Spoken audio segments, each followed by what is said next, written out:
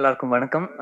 முதல் முறையா நான் ஃபர்ஸ்ட் ஆஃப் ஆல் ஒரு உண்மை சொல்லி ஆகணும். ஃபர்ஸ்ட் டைம் இந்த மாதிரி ஒரு ஆடியோ லான்ச்சில் நான் வந்து ஆர்டிஸ்ட்டாக உட்காந்துருக்கேன். ஸோ என்னோட முதல் படப்பாடல்னு கூட இதை சொல்லலாம். இந்த வாய்ப்பு கொடுத்த சாண்டி அண்ணனுக்கும் ஜெயலட்சுமி அண்ணனுக்கும் பெரிய நன்றி.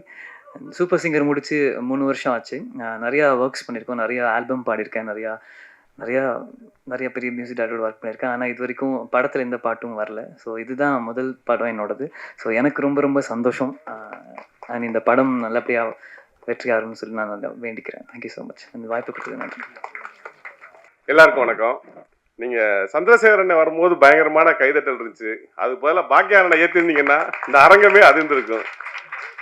சினிமாவில் வந்து ரொம்ப முக்கியமான ஆள் பாக்யராஜ் அண்ணன். உண்மையிலேயே நிறைய அவரை பற்றி சொல்லலாம். நான் வேலையை விட்டு வந்தப்போ எனக்கு வந்து பெரிய ஒரு தூண் மாதிரி நின்று சினிமாவில் என்னெல்லாம் ட்ராவல் பண்ண வச்சாரு. இந்த மேடையில் நாங்கள்லாம் உட்காந்துக்கிறதுக்கு அவரும் ஒரு முக்கியமான காரணம். அதனால அந்த பாக்யராஜெல்லாம் யாரும் நீங்கள்லாம் பார்க்கணும்.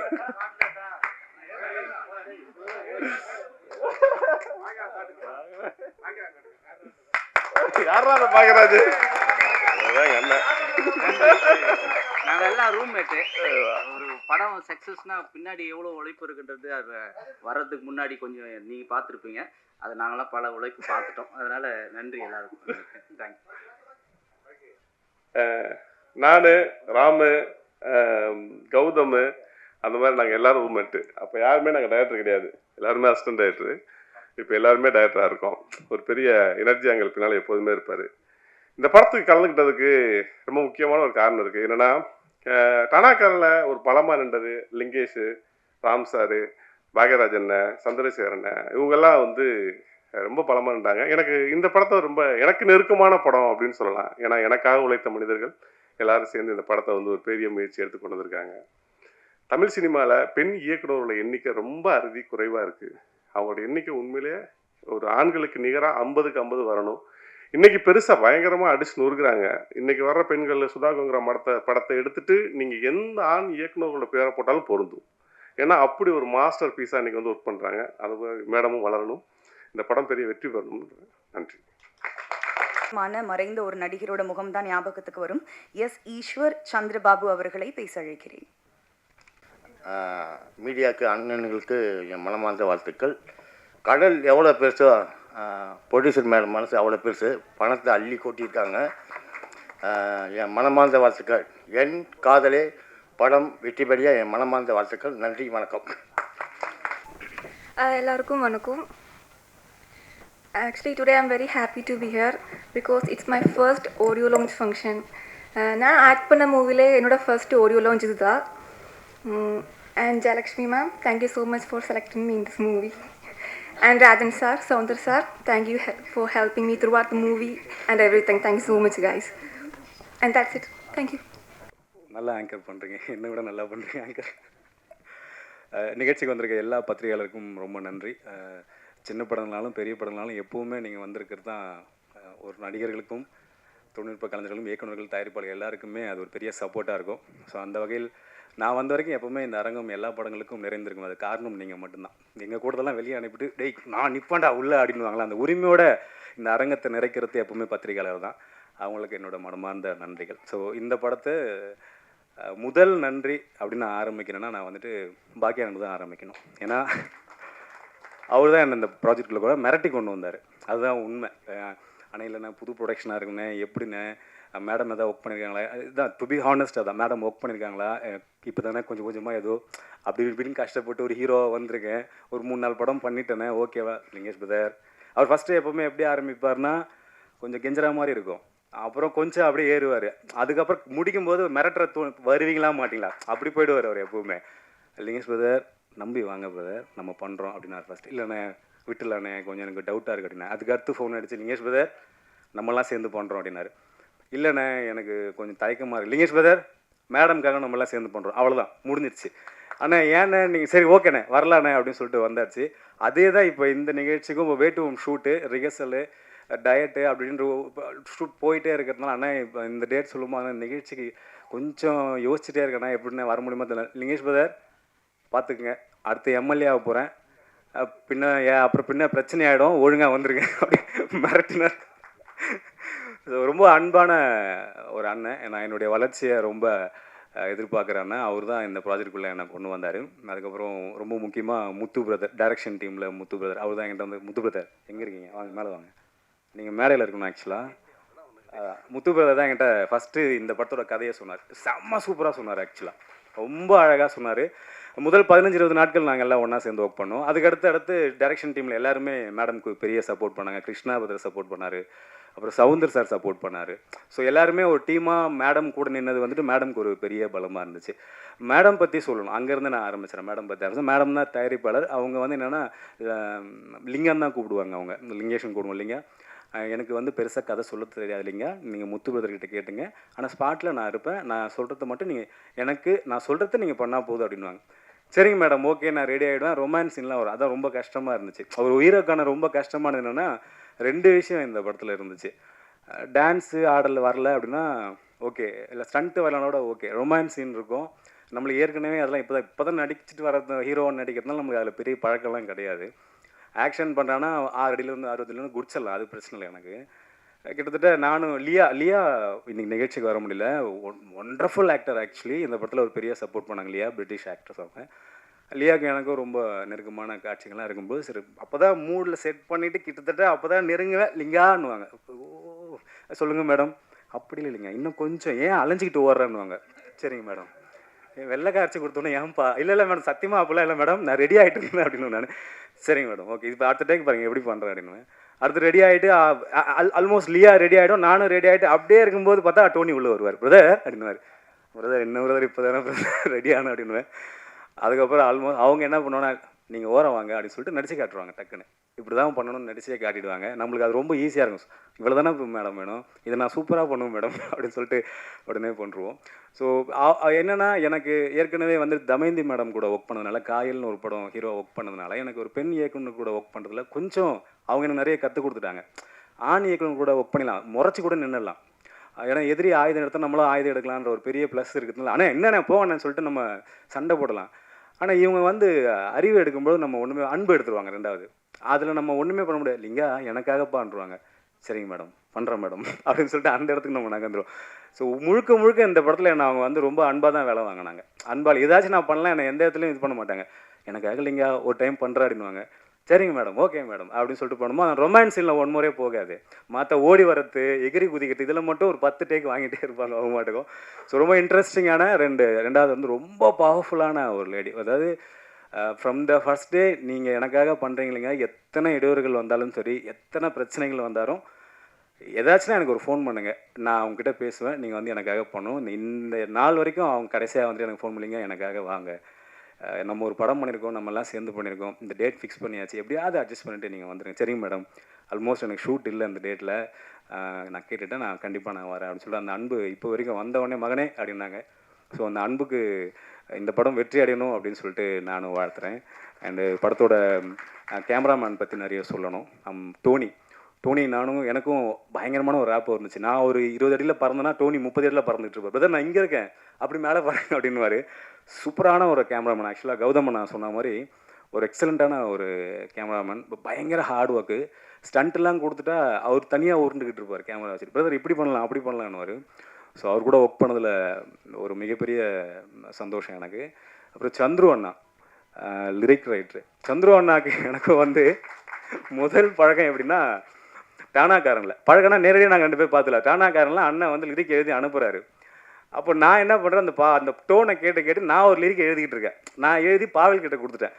தலை இது எப்படி இருக்குது தலை பாருங்க டான் அப்படின்னு சொல்கிறேன். டான் இது லிரிக் பயங்கரமாக இருக்கு டான், நம்ம தமிழ்நாட்டை சொல்லுவோம் சொல்லிட்டு எனக்கு தெரியாது. அவர் போய் தமிழ்நாட்டை சொல்லிட்டாரு. தமிழ்நாடே தம்பி வாடா அப்படின்னு சொல்லிட்டு என்னை கூப்பிட்டு இன்னோவில் உட்கார வச்சார். என்னடா கூப்பிட்டு போய் அடிக்க போகிறாரு அப்படின்னு நினச்சேன். ஆனால் இல்லைண்ணே உள்ள சீன் இருக்குண்ணே. வாடா நானே போகிறேன் உனக்கு என்ன வாடா அப்படின்னு கூப்பிட்டு போயிட்டாரு. சரின்னு போனால் ஏடா தம்பி ஏதோ பாட்டு எழுதி வச்சிருக்காங்க காட்டு அப்படின்னாரு. அதான் நான் சும்மா அது அப்படி எழுதுறேன் என்ன.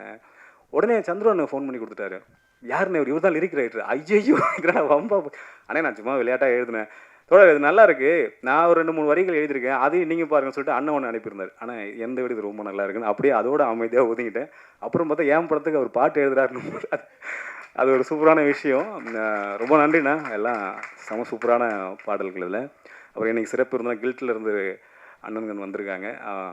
ரொம்ப நன்றிண்ணா நிகழ்ச்சிக்கு வந்ததுக்கு. அடுத்து எங்கள் அண்ணனை பற்றி நான் ஆரம்பிக்கணும். தமிழண்ணா உண்மையாக சொல்லப்போனால் இந்த நிகழ்ச்சிக்கு எங்கள் அண்ணன்லாம் வருவாங்கன்னு எனக்கு தெரியாது. என் பாக்கிய அண்ணன் வந்துட்டு வருவாங்க அப்படின்னாரு. உண்மையாலுமே அவங்க வருவாங்கன்னா என் மேலே இவ்வளோ பாசமாக இருக்காங்கன்னும் போது எனக்கு ரொம்ப அதை எப்படி வெளியே காட்டுறதுன்னு எனக்கு தெரியல. அவ்வளோ ஒரு சந்தோஷமான விஷயம். தமிழனா வந்து பழக்கிறதுக்கு முன்னாடி நான் டானாக்காரனில் லாஸ்ட் மினிட் தான் நான் கம்மிட் ஆனேன்.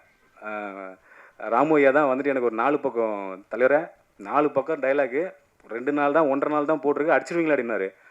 தூரத்துலேருந்து தமிழனா வந்துட்டு டேய் ஐயா அவர் அடிச்சிருவார் ஐயா, ஏய் தம்பி அடிச்சிருவாடா அப்படின்னாரு. முடிச்சிடலாண்ணா ஓகேண்ணா. அந்த கான்ஃபிடென்ட் இருக்குல்ல அவருக்கு எங்கேருந்து என் மேலே வந்துச்சுன்னு தெரில.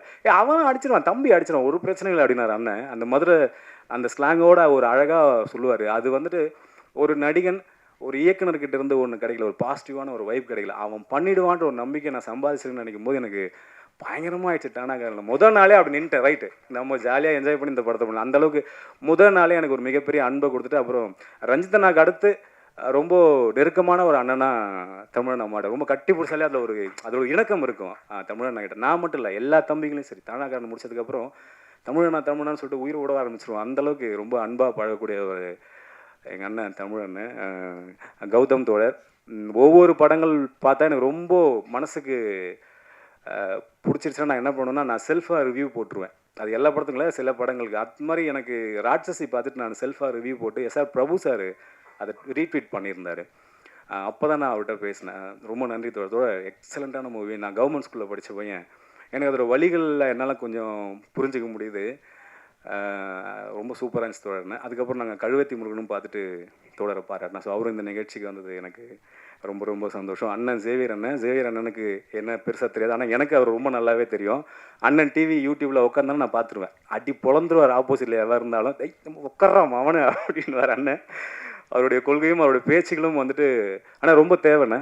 அது இந்த காலகட்டத்தில் ரொம்ப தேவை. நான் வேறு கவர்மெண்ட் ஸ்கூல் பையன் சொல்லியிருக்கேன். மும்மொழி கொள்கைலாம் போயிட்டுருக்கு. தயவுசெய்து விட்டுறாதீங்க, விட்டு கொடுத்துறாதீங்க. முடியாதுண்ணே எங்களால். நாங்கள் 2 மொழிக்கே ரொம்ப கஷ்டப்பட்டோம். தமிழ் படிச்சுட்டு இங்கிலீஷ் படிக்க கொடூரமாக கஷ்டப்பட்டோம். அதில் 3வது மொழிலாம் நாங்கள் அதனை விட்டுறாதீங்கண்ணே. அடுத்து பாடல் பாடினவங்க வந்திருக்காங்க. அப்புறம் செந்தமிழ் எனக்கு ரொம்ப பிடிச்ச வில்லன் அண்ணன். ஆனால் நம்ம 2 பேர் சேர்ந்து ஒன்றா ஒர்க் பண்ணுறோம் ஒரு படம் கண்டிப்பாக. அண்டு திவ்யா சும்மா இன்ட்ரெஸ்டிங்கான ஒரு கேர்ள் அவங்க. திவ்யா ரொம்ப அந்த ஒரு ஆக்ட்ரஸ்ன்ற ஒரு எதுவுமே இருக்காது. ரொம்ப சிம்பிளாக ஸ்பாட்டில் வந்துட்டு எதாவது டவுட்னா என்கிட்ட கேட்பாங்க. அது ரொம்ப பிடிச்சிருந்துச்சி. நான் ரொம்பலாம் சொல்ல மாட்டேன், அவங்க பண்ணுறது நல்லா இருக்குன்னு சொல்லுவேன். அவ்வளோதான், சூப்பராக பண்ணுறீங்க, நல்லா பண்ணுங்க அப்படின்றேன். அதுலேயே ஒரு மாதிரி டெம்ட் ஆகி பயங்கரமாக நடிக்க ஆரம்பிச்சிருவாங்க. எமோஷனல் சீன்லாம் ஒரு மாதிரி கண்ணு கலங்க வச்சுருவாங்க நம்ம ஆப்போசிட்டில் இருக்கும்பொழுது. அண்டு லியா இன்றைக்கி வர முடியாத ஒரு சூழல். பட்டு ஒரு டஃப்பான சூழல் என்னென்னா எனக்கு வந்து இந்த படத்தில் ஸ்டண்ட் பண்ணதோ ரொமான்ஸ் பண்ணதோ இல்லை வந்து ஆக்ஷன் பண்ணதோ அதெல்லாம் கிடையாது. லியாவுக்கு நான் ட்ரான்ஸ்லேட் பண்ணணும், இங்கிலீஷில் ட்ரான்ஸ்லேட் பண்ணணும். அதுதான் ரொம்ப டஃப்பாக இருந்துச்சு. அதை லியா புரிஞ்சுப்பாங்க. ஓகே சரி ஓகே ரைட். எனக்கு தெரிஞ்ச இங்கிலீஷில் நான் சொல்லுவேன், அவங்க யூகே இங்கிலீஷில் அதை புரிஞ்சுப்பாங்க. புரிஞ்சுக்கிட்டு அதை நடிக்கும்பொழுது நம்ம அவுட்புட் பார்க்கும்போது அவ்வளோ அழகாக நடிச்சிருப்பாங்க. ஸோ சின்ன வேர்ட் கொடுத்தா போதும் லியா வந்து அதை புரிஞ்சு பயங்கரமாக நடிச்சிருவாங்க. ஸோ லியா இன்றைக்கி இல்லை. ஸோ பட் தேங்க்ஸ் லியாவுக்கு ஒரு மிகப்பெரிய தேங்க்ஸ். அண்டு கடைசியாக என் டார்லிங் தம்பி மச்சி டார்லிங் என்ன வேணாலும் சொல்லி கூப்பிட்டு வந்துட்டுன்னு தோணும்போது ஒரு எக்ஸலண்ட்டான மியூசிக் ரைட்டர். ஒரு பயங்கர இன்ட்ரெஸ்டிங்கான சவுண்ட்ஸ்லாம் இருக்கும் அவங்ககிட்ட. நாங்கள் ஏற்கனவே ஒரு ப்ராஜெக்ட் ஒர்க் பண்ணுறதா இருந்தோம், பட் பண்ண முடியாமல் போச்சு. இப்போ ஒரு ப்ராஜெக்ட் ஒரு பிளான் பண்ணோம், அதுவும் கொஞ்சம் ஸ்கிப் ஆச்சு. பட் இந்த ப்ராஜெக்ட் நாங்கள் பண்ணிட்டோம். இருந்தாலும் இன்னொன்று பண்ணணுன்ற ஒரு ஆர்வம் ஒன்று இருந்துக்கிட்டே இருக்குது. சாண்டியோட சவுண்ட்ஸ் வந்துட்டு ரொம்ப ரொம்ப யூனிக்காக ரொம்ப இன்ட்ரெஸ்டிங்காக இருக்கும். இந்த படத்தில் வந்துட்டு ஃபஸ்ட்டு நான் கமிட் ஆகிறதுக்கு மிக முக்கியமான காரணம் சாண்டியோ. அந்த சாங் எனக்கு போட்டு காட்டினார் முத்துத்தோட. இந்த மாதிரி செம்ம சூப்பராக சாண்டி போட்டேன். சாண்டி இருக்காண்ணா, அப்போ ஓகேண்ணே சாண்டி நீங்கள் மேடமு அப்போ பாக்கியண்ணா ஓகேண்ணே நம்ம பண்ணிடலாம் இந்த ப்ராஜெக்ட் அப்படின்னு இது செலக்ட் பண்ணதுக்கான ரொம்ப முக்கியமான காரணம் சாண்டியும். ஸோ இன்றைக்கி கதாநாயகனே சாண்டி தான். இந்த படம் முதல் படம்லாம் இல்லை எனக்கு தெரிஞ்சு, பயங்கரமான எக்ஸ்பீரியன்ஸான இது படமாக முதல்ல வருது. பட் சாண்டி ஒரு மிகப்பெரிய இடத்த அடைவான்னு எனக்கு ஒரு மிகப்பெரிய நம்பிக்கை ரொம்ப ஸ்ட்ராங்காக இருக்குது. லவ் யூ மச்சி, செமையாக கலக்கிட்டு விடாத. நிகழ்ச்சிக்கு வந்த எல்லாருக்கும் ரொம்ப நன்றி. அப்புறம் சிறப்பு விருந்தினர்கள் எல்லாருக்கும் ரொம்ப நன்றி. ராமு ஐயா என்ன ஒரு வெப்சீரிஸில் கூப்பிடல, அதுக்கு ஒரு கொஞ்சம் கோவமாக ஆக்சுவலாக கூப்பிட்டாரு. அப்போ டேட் எது பிரச்சனை, லுக்கு பிரச்சனையாக இருந்துச்சு. முடிவெட்ட சொன்னார் இல்லைங்கய்யா அப்படின்ட்டு. பட் அடுத்து நம்ம போன நிகழ்ச்சிக்கு வந்ததுக்கு ரொம்ப ரொம்ப நன்றி ஐயா. அப்புறம் ஸ்டண்ட் மாஸ்டர், மியூசிக் டைரக்டர், அப்புறம் வேறு யாரை சொல்லணும், எல்லாரை பற்றி சொல்கிறேன். நான் கூட நடித்த நடிகர்கள் எல்லாருக்கும் ரொம்ப ரொம்ப நன்றி. அண்ட் ரொம்ப முக்கியமாக வந்து காரைக்கால் மக்கள், இந்த படத்தை நாங்கள் ஷூட் பண்ணும்போது காரைக்காலில் இருந்த அந்த மீனவக்குடி மக்கள் வந்துட்டு அவ்வளோ சப்போர்ட் பண்ணாங்க. எங்களுக்கு ஏதாவது வந்து ப்ரொடக்ஷனில் சாப்பாடு வர லேட் ஆச்சுன்னா அவங்க வீட்டில் கூப்பிட்டு சாப்பாடு போட்டுருவாங்க. ப்ரொடக்ஷனில் இருந்த எல்லாருமே என்ன பண்ணுவாங்கன்னா ஒரு 4 மணிக்கு மீன் வாங்கி கொடுத்துட்டு 5 மணிக்கு அங்கேயே செஞ்சு சாப்பிட்டு 6 மணிக்கு ஹோட்டலுக்கு கொண்டு போயிடுவாங்க.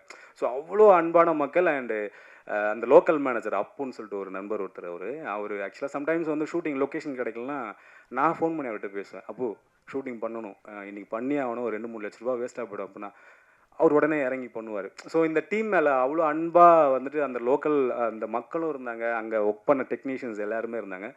அதோட அவுட்புட் தான் ஆல்மோஸ்ட் நாங்கள் நினச்ச பட்ஜெட்டில் முடிச்சிட்டோம்னு நினைக்கிறேன் மேடம். படத்தை முடிச்சிட்டோம். ஆமாம், முடிச்சு இந்த படம் வெளியீடு காத்திட்ருக்கு. ஸோ இன்றைக்கி எப்படி சப்போர்ட் பண்ணீங்களோ அதே போல் வந்துட்டு படம் வெளியீடு எனக்கும் சப்போர்ட் பண்ணுங்கள். கண்டிப்பாக படம் எல்லாருக்கும் பிடிக்கும். வந்த எல்லாருக்கும் ரொம்ப ரொம்ப நன்றி. Thank you so much. என் இறைவனுக்கு நன்றி சொல்லணும்னு நினச்சேன். ஆனால் இங்கே இருக்கிறவங்க பேசுகிறத பார்த்துட்டு என் இறைவனை ஒரு செகண்ட் மறந்துட்டேன். அவர் கோச்சிப்பார்.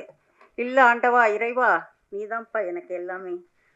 அதுக்கப்புறம் ஒரு தாய் என்ன பண்ணுவா, குழந்தை ஸ்கூல் போக சொல்ல பென்சில்ஸ் கரெக்டாக வச்சுருக்கா, பேனா கரெக்டாக வச்சுருக்கா, தலை ஒழுங்காக வாரி இருக்குதா, பொட்டு அழகாக வச்சுருக்கா அப்படின்னு சொல்லிட்டு நான் ஷூட்டிங் போக சொல்ல என் 3 தேவதைகள், என் பெண்கள் எனக்கு ஒரு தாயாக இருந்து தலைவாரி விடுவா, ஒருத்தி எனக்கு சாப்பாடு ஊட்டி விடுவா, ஒருத்தி என் பெட்டியில் எல்லாமே இருக்குதா கரெக்டா அப்படின்னு, அம்மா ஜாக்கிரதையாக போயிட்டு வாம்மா, யார்கிட்டையும் ஏமாந்துடாதம்மா அப்படின்னு சொல்லுவாங்க. அந்த பெண்களை என் 3 தெய்வங்களை நினச்சி என் தெய்வத்துங்களுக்கு நன்றி சொல்கிறேன். அவங்க என்னை அனுப்பலைன்னா நான் இந்த இடத்துல இல்லை.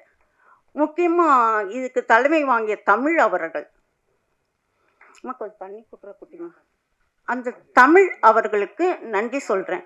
ஏன்னா அவருக்கு யாருன்னே தெரியாது, இவங்க தான் எடுக்கிறாங்கன்னு தெரியாது. ஆனால் அவர் ஸ்டூடெண்ட்ஸுக்கு மற்றவங்களுக்கு எல்லாம் அவர் சொல்லி அனுப்புறது, ஒரு பெண் எடுக்கிறாங்கப்பா அவங்களுக்கு போய் ஹெல்ப் பண்ணுங்கன்னு சொல்வார். அந்த தமிழ் அவர்களுக்கு என் நன்றியை தெரிவித்து கொள்கிறேன் மனசார. அதுக்கப்புறமும் லிங்கேஷ் ரொம்ப நல்லா நடிப்பார். என் முகம் கொஞ்சம் சோகமாக இருந்தால் கூட, என்ன மேடம் என்ன சோகமாக இருக்கிறீங்க, என்னப்பா இந்த சீன் எப்படி வரும் அப்படின்னு கேட்பேன். எப்படி நடிக்கணும் மேடம், இல்லைப்பா இப்படி தான் இருக்கணும், போங்க மேடம் நான் பிச்சு ஒதுறிடுறேன் அப்படின்னுவார். ஒவ்வொரு காலகட்டத்துலேயும் என்னை கேட்டு பயப்படாதீங்க மேடம் சூப்பராக நடிக்கிறேன்னு சூப்பராக நடித்து கொடுத்தாரு. கதாநாயகி திவ்யா நான் கேட்டு எது சொன்னாலும் அப்படி மனசில் ஏற்றுக்கிட்டு நடிப்பா. அப்போ தான் நான் சொல்வேன், திவ்யா விஜய் கூட நடிக்கணும் அஜித் கூட நடிக்கணும்னு ஆசை இருந்தால் போதாது, நல்லா நடித்தா தான் உன்னால் வர முடியும் அப்படின்னு. ஓகே மேடம் நான் நல்லா நடிக்கிறேன் அப்படின்னு சொல்லலாம். அதே மாதிரி ஆண்டி மியூசிக் என்னை கேட்பார்.